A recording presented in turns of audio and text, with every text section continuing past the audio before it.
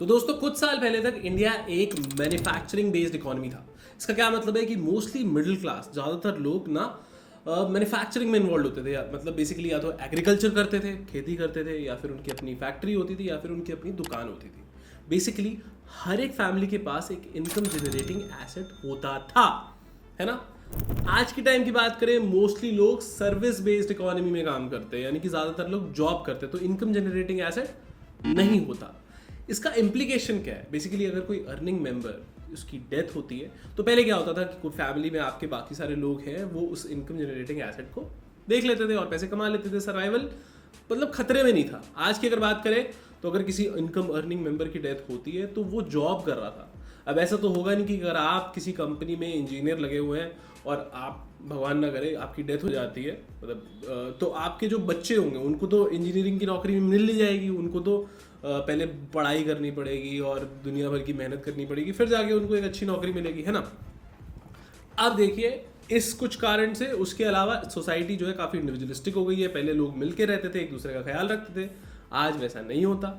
आज पढ़ाई की कीमत बहुत ज़्यादा बढ़ गई है, पढ़ाई की अहमियत बहुत ज़्यादा बढ़ गई है। पहले अगर आपने नहीं भी पढ़ाई करी, जैसे मैंने आपको बताया कि अगर कोई अर्निंग मेंबर है उसकी डेथ हो गई है, तो घर का कोई अगर बच्चा भी है 10-15 साल का, 20 साल का, वो जो है वो शॉप जो है, फैक्ट्री है, खेती है, वो संभाल लेता था।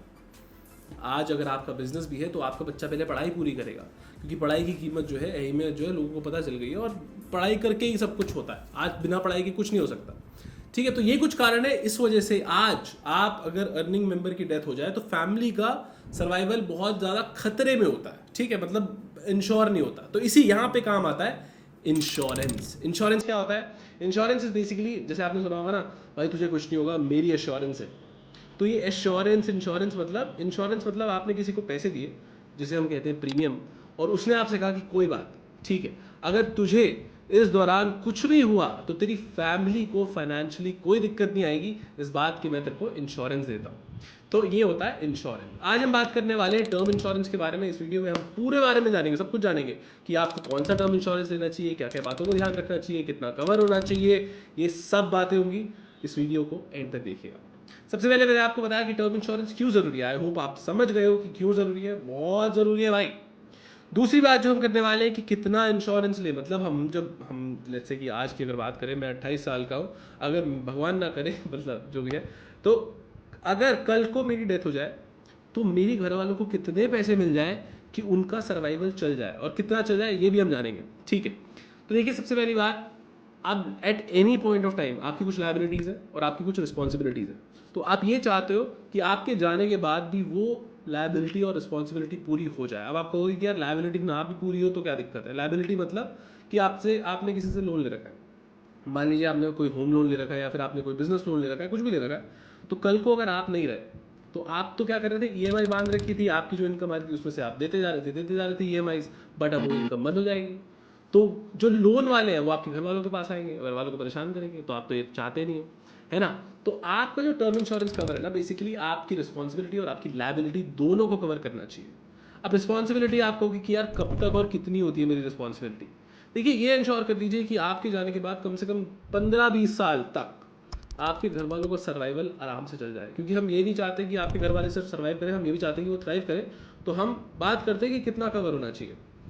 अब देखिए, वैसे तो आपको होगी कि यार हम 1000 करोड़ का इंश्योरेंस कवर क्यों ना ले लें, है ना, क्योंकि जैसे ही हमारी डेथ होगी हमारे घर वालों को जो है पैसे मिल जाएंगे। तो देखिए, 1000 करोड़ का आप इसलिए नहीं ले सकते क्योंकि उसके साथ आपको प्रीमियम देना पड़ता है। अब टर्म इंश्योरेंस वालों ने ऐसी चैरिटी तो खोल नहीं रखी कि भैया इसने कुछ प्रीमियम दे दिया तो 1000 करोड़ हम इसको दे देंगे। It's not only a matter of choice, आपको प्रीमियम भरना पड़ता है ऑल्सो। टर्म इंश्योरेंस को ना आप ऐसे मत सोचिए कि आप लालच की नज़र से मत देखिए इसे।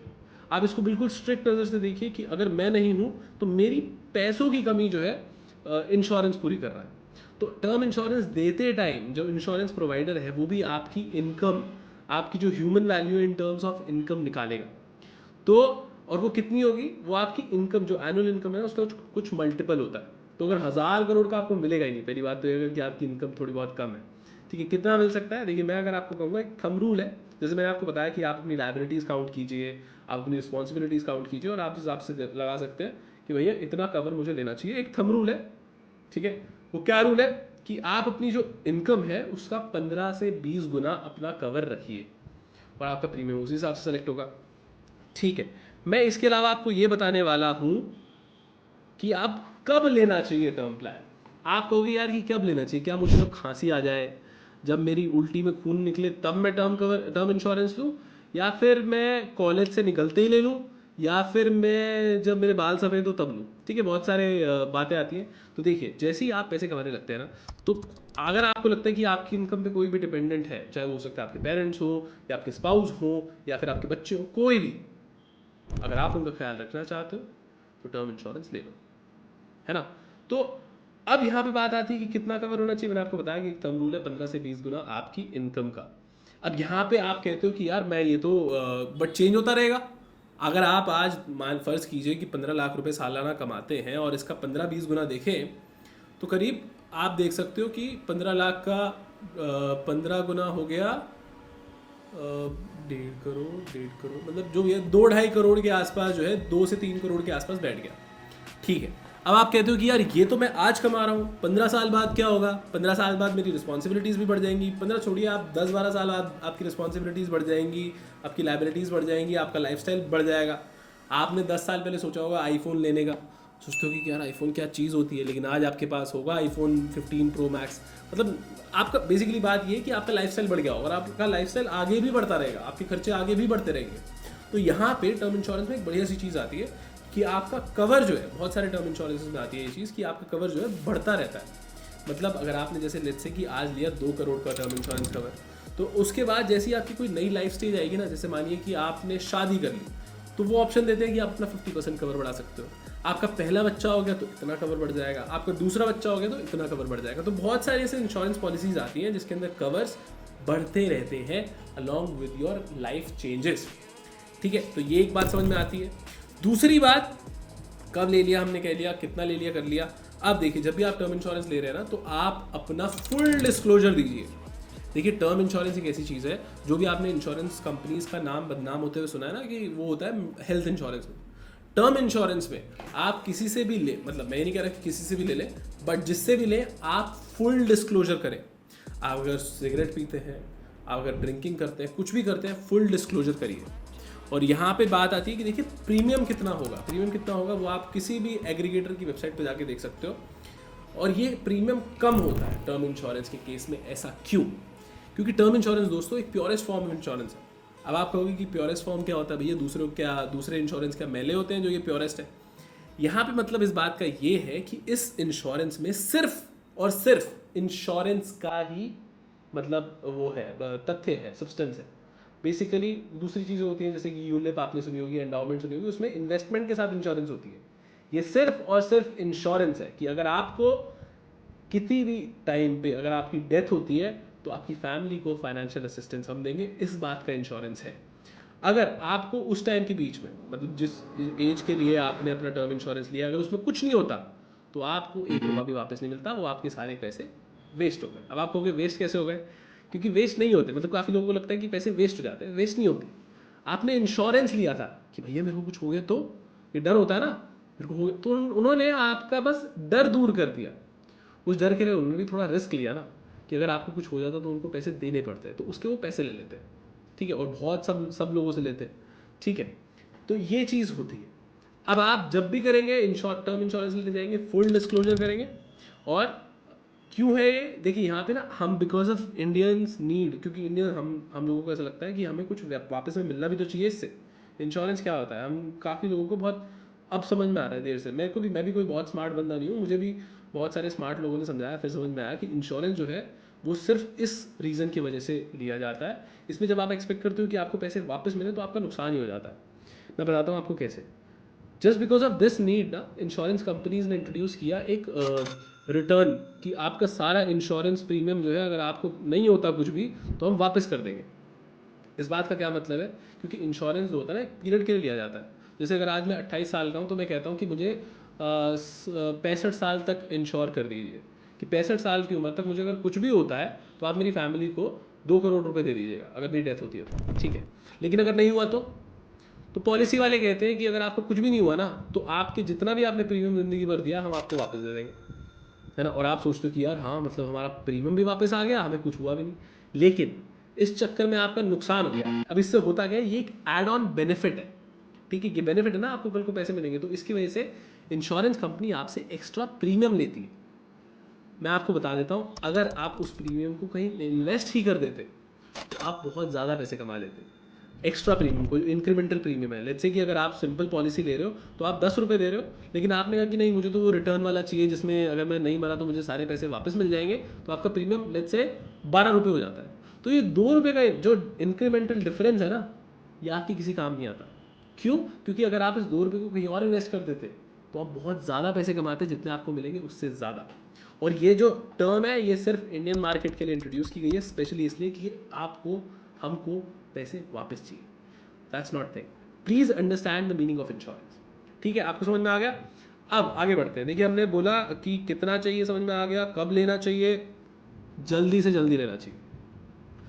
क्यों? एक और रीज़न मैं आपको, जैसे मैंने आपको बताया था कि जैसे ही आपके ऊपर कोई डिपेंडेंट हो जाता है। दूसरा, जब भी आपने टर्म इंश्योरेंस लिया आपका ना प्रीमियम फिक्स हो जाता है। ठीक है, आपका प्रीमियम आज फिक्स हो गया, ज़िंदगी भर हर साल आपको सेम प्रीमियम देना, वो चेंज नहीं हो सकता। ये एक अनदर रीज़न है। और जैसे जैसे आपकी उम्र बढ़ती रहती है आपका टर्म इंश्योरेंस का प्रीमियम बढ़ता रहता है। ठीक है, अब आपने मनी बैक की बात कर ली। अब आप कह रहे हो कि यार, मैं आपको बताता हूँ, देखो, आप कह रहे हो कि यार हम 100 करोड़ का क्यों नहीं ले लेते, क्योंकि उसका प्रीमियम देना पड़ेगा। और प्रीमियम क्या होता है? इंक्रीमेंटल होता है, प्रीमियम बढ़ जाता है जैसे जैसे आपका कवर बढ़ता है तो बढ़ जाता है। अब बेसिकली बात यह है कि आप ना एक स्वीट स्पॉट ढूंढोगे, क्योंकि प्रीमियम जो बढ़ता जाएगा ना, अगर आप प्रीमियम को इन्वेस्ट करोगे तो आप खुद ज़्यादा बेहतर रिटर्न कमा पाओगे। अब आप में से काफ़ी लोग कहोगे कि भैया हमें इंश्योरेंस की ज़रूरत ही क्या है, हम तो इन्वेस्ट ही कर देते हैं ना, हम बेहतर रिटर्न कमा लेंगे। लेकिन अगर आपको अगले साल ही कुछ हो गया, भगवान ना करे, 2 साल बाद 3 साल बाद आपको कुछ हो गया, तो आपने इन्वेस्टमेंट कितने की होगी? अगर आप महीने का 15, अगर आप साल का 15 लाख भी कमाते हो तो लेट्स से 5 लाख रुपए भी सेव करते हो, तो 3 साल बाद अगर आपको कुछ हो गया तो 15 लाख रुपए बचाए होंगे आपने, है ना। लेकिन अगर आपने टर्म इंश्योरेंस ले रखा होता तो आपकी फैमिली को मिलते 2 करोड़, और आपने भरा कितना था? लेट्स से अगर 20,000 रुपये भी आपका प्रीमियम है, 20,000 60,000 आपने भरा होता, 2 करोड़ का कवर आपके घर वालों को मिलता। यही है इंश्योरेंस, समझिए इस बात को। अब आते हैं कि होता क्या, आप प्रीमियम भरते हैं, आपकी फैमिली इंश्योर हो जाती है, आप चैन की नींद सो पाते हो, यही है इंश्योरेंस। अब इसमें आते हैं राइडर्स। राइडर्स क्या होते हैं? एक मैंने आपको सिंपल प्लेन इंश्योरेंस प्रोडक्ट समझा दिया कि क्या होता है। ठीक है, इसके अंदर एक इंपॉर्टेंट बात ये कि जैसे आपने बताया ना, मैंने बताया ना कि आप फुल डिस्क्लोजर कीजिए। अगर स्मोकिंग करते हैं तो बताइए, ड्रिंकिंग करते हैं तो बताइए, आपको जो बीमारी है वो बताइए। लेकिन ऐसा होता है कि लेट्स से आपने टर्म इंश्योरेंस ले लिया और उसके बाद आपने सिगरेट पीना शुरू कर दिया, ठीक है, आपने स्मोकिंग कोल्ड ड्रिंक शराब पीनी शुरू कर दी, आपको कोई बीमारी हो गई, तो फुल डिस्क्लोजर आप कंपनी को दे दीजिए, कोई दिक्कत नहीं है। टर्म इंश्योरेंस के अंदर अगर आपने स्मोकिंग भी शुरू कर दी तो आपका प्रीमियम एक बार जो सेट हो गया वो नहीं बढ़ता। ठीक है, तो कोई चिंता की बात नहीं है। अब आते हैं राइडर्स पे। देखिए, मैंने आपको बताया ना, वो एक सिंपल इंश्योरेंस प्रोडक्ट है कि भैया आप इंश्योर हो। अब दूसरा आता है कि ये टर्म इंश्योरेंस जो होता है इन केस ऑफ डेथ होता है। अब यहाँ पे राइडर्स आते हैं। राइडर्स मतलब एक, आप समझिए कि एक सिंपल केक है और केक के ऊपर आपने क्रीम जो है सिंपल लगा दी। अब उसके अंदर जो है आप एक्स्ट्रा जो है चीज़ें डाल रहे हो, आप चॉकलेट डाल रहे हो, वाइट चॉकलेट, आप चेरीज डाल रहे हो। तो ये चेरीज जो है, ये आप समझ लीजिए जो एक्स्ट्रा एडेड ऑन चीज़ें हैं प्रोडक्ट्स पे, उसको राइडर्स बोलते हैं इंश्योरेंस की भाषा में। अब कौन से इंश्योरेंस राइडर्स आपको ले लेने चाहिए? वैसे तो मैं कहता हूँ कि मतलब ये भी this is basic is enough, लेकिन अगर आपको चाहिए सुन लीजिए एक बार। एक होता है क्रिटिकल इलनेस राइडर, कि अगर आपको कोई क्रिटिकल इलनेस हो गई, लेट्स सी कि अगर आपने 65 की ईयर तक अपने आप को इंश्योर कर रखा था और आपको 62 साल की उम्र में क्रिटिकल इलनेस हो गई, ठीक है, अब क्या करेंगे? अब कंपनी कहती है कि हम आपको 50%, जो आपका टर्म इंश्योरेंस का कवर है ना, हम आपको 50% दे देते हैं अभी। क्यों? क्योंकि अब आप इनकम तो अर्न नहीं कर पाओगे, ठीक है, आपकी फैमिली आप पे डिपेंडेंट है। अब वो पैसा कहाँ से आएगा? तो वो कुछ पैसा आपको दे देते हैं। अगर आपकी डेथ हो जाएगी तो पूरा भी दे देंगे। अब यहाँ पे बात आती है कि वो आपके जो टोटल कवर है उसमें से ही देंगे, या क्रिटिकल इलनेस का जो अमाउंट है वो अलग मिलता है। ये इंश्योर कर लीजिएगा कि वो थोड़ा अलग से ही हो, क्योंकि इंश्योरेंस का जो अमाउंट है वो अलग हो, क्रिटिकल इलनेस राइडर का अमाउंट जो है वो एडिशनली हो।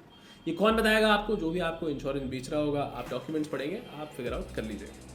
ठीक है, अब आते हैं डिसेबिलिटी राइडर। अगर आपका कल को एक्सीडेंट हो जाता है तो भी आप पैसे नहीं कमा पाओगे, तो उस केस में भी आपको थोड़ा एक्स्ट्रा अमाउंट मिल जाए, थोड़ा जो कवर है वो पहले मिल जाए, ये एक अलग राइडर आता है। तो ये दो राइडर है। जब आपकी इनकम रुक जाती है तो आपको ये पैसे मिल जाए। इसमें इंश्योर क्या करना है आपको कि ये अमाउंट अलग से हो, आपके ही जो टर्म इंश्योरेंस का कवर है उसमें से काट के आपको ना मिले। तो ये 2-4 बातें जो आपको ध्यान रखनी है। और आराम से जल्दी जल्द टर्म इंश्योरेंस ले लो और चैन की नींद सो। दोस्तों ये इन्वेस्टमेंट नहीं है, इन्वेस्टमेंट अलग चीज़ है, इंश्योरेंस अलग चीज़ है। ये बात आई होप आप ध्यान में रखोगे और सही डिसीजन लोगे। ठीक है दोस्तों, तो ये थी हमारी वीडियो जिसमें हमने आपको बताया टर्म इंश्योरेंस के बारे में। आई होप आपको अच्छी लगी होगी। मेरी वीडियो को लाइक और शेयर ज़रूर कीजिएगा। आई होप आपको टर्म इंश्योरेंस का क्लेम मतलब अगर करो तो मिल जाए, वैसे करने की ज़रूरत ही ना पड़े आपकी फैमिली को कभी भी। और देखिए ये ना आपकी फैमिली करेगी क्लेम, तो जैसे ही आप टर्म इंश्योरेंस लें तो फटाक से अपने घर वालों को पेपर्स पकड़ा दें ताकि वो आसानी से क्लेम ले सकें। और अपनी फैमिली में ना जो भी बड़े लोग हैं उनको बता दीजिए कि अपने सारे टर्म इंश्योरेंस के डॉक्यूमेंट्स एक जगह पे रख दें। वैसे तो आजकल जो है डीमैट आ गया है इंश्योरेंस के अंदर ही, बट फिर भी आप एक डॉक्यूमेंट जो है एक जगह रखते हैं तो सबके लिए सहूलियत हो जाती है, बेहतर हो जाता है। क्योंकि हो सकता है सब लोग डिजिटली इतने अवेयर ना हो जितने आप हैं, जो आप फाइनेंस विद सुमित की वीडियो देखने आए, सीए सुमित मेहता की वीडियो देखने आए। ओके दोस्तों, हम मिलेंगे अगली वीडियो में। Thank you for joining.